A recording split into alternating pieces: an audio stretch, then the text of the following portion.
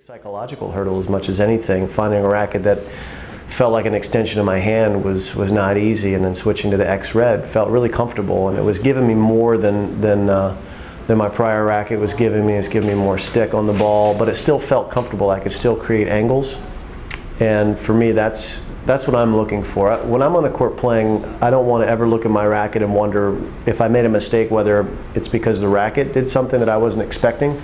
I want to know what's coming from the racket, and that's why the X-Red was a really easy switch for me. It felt very natural. When a racket it becomes an extension of your hand, you're no longer thinking about your equipment at all. You're thinking about, what do I need to do to beat this player on the other side of the net? So if you're wondering about your equipment, even 1 or 2% of the time, that's 1 or 2% too often.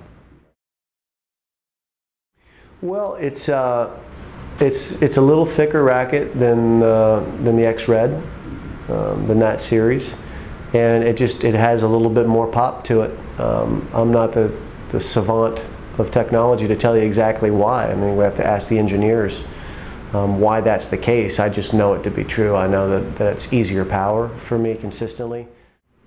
Well, I think equipment becomes more and more important for an aging tennis player. I've certainly found that. I'm getting the benefit of now playing with the XP Dual, which has more power than the X-Red, and that's making it easier on my body. And I think that's one of the real benefits of the advances in technology in tennis is you really can take advantage of what's out there.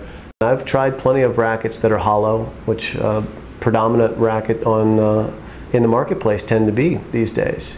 And I'm much more comfortable and feel the ball in a different way when it's a solid core racket. I just feel the ball much more. When you talk about racket becoming an extension of your hand, whenever I've tried rackets that are nuclear, for lack of a better word, huge power, hollow rackets, really light, I can't feel the ball in the racket. It just explodes off of there, and I don't know where the ball's going.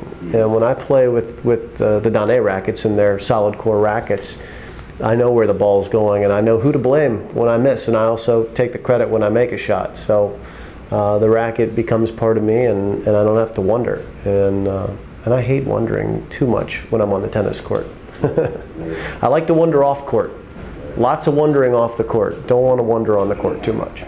What I find with this Zine Core technologies, I find that the rackets are pretty vibration sensitive already. You don't really have to add a vibration dampener unless you just like the look and feel of that. I do know that my arm's been very, very comfortable with the Donnay sticks. I've had no problems. Historically, I had some wrist issues when I was a younger player, when I was in my 20s.